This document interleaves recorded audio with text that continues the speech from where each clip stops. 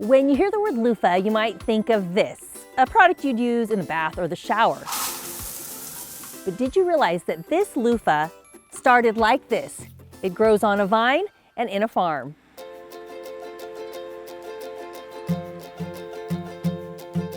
We're in Reedley, California.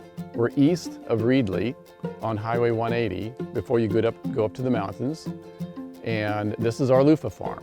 As far as plants go, we probably have about 1,000 to 1,500 plants growing, and each plant produces up to about 20 loofah per year. They are subtropical, and so if it didn't freeze here, we wouldn't have to replant every year. We'd plant maybe every 5 or 6 years, which would really be great. But we have what we have, and we're grateful for what actually grows here. Not a typical garden vegetable, Luffa Gardens is cultivating these uber unique gourds that produce loofah. There's evidence of it that they've been around for 10,000 years. The Egyptians grew it.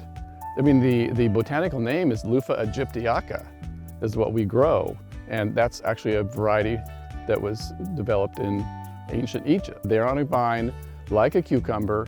They take about half as much water as a cucumber plant, which is really great. I was really surprised about it because it takes a lot of moisture to fill these things. In springtime, this is a massive wall of yellow flowers and it's just buzzing and humming with honeybees and big black bumblebees. They are edible. We have fried them up. They're pretty good. They're like squash. As long as they're about this size, you could probably cut them and fry them up and eat them. But after that, they develop the skeleton inside and it becomes very fibrous.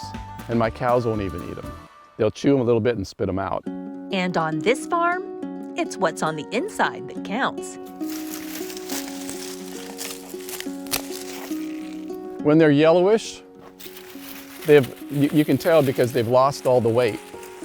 When they're green, they're very heavy. This one's probably 5 pounds. This one's probably 3 ounces. So all the moisture goes back into the plant quite rapidly. This one here, see how much moisture there's in here. And that, once you take it off the plant, it rots really quickly. A small family operation. It's all hands on deck to get them ready for market. Once they're dry, like this, or they're a little bit yellow, we can pick them. We'll cut the ends off. We'll throw them in a bucket into some bins of water, just straight water, and soak them for a day. What that does, it loosens the skin. You know, I've seen videos of people trying to pick it off with their fingernail. The process is just really time consuming. We put it in water, let it soak for a day, and generally it peels very easy. And then we take a pressure hose and hose all of the pulp and the seeds out. And we have racks and we just put them in the sun for a couple days and they're ready to cut to size.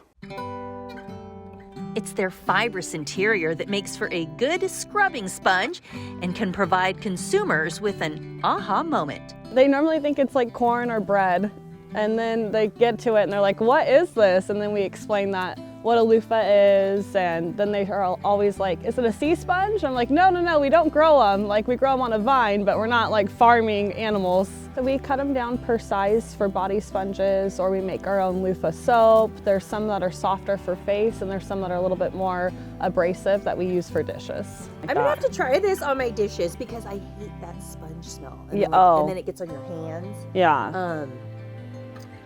That's pretty soft. We have our try me cans. You could try the loofah so you can see how soft they are.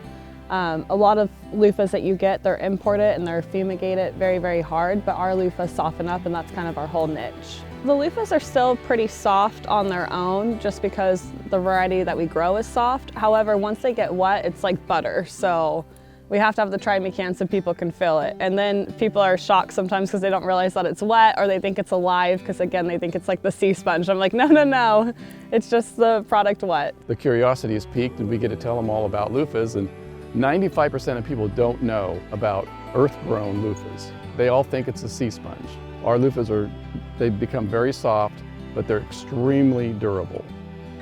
And it surprises me every time too.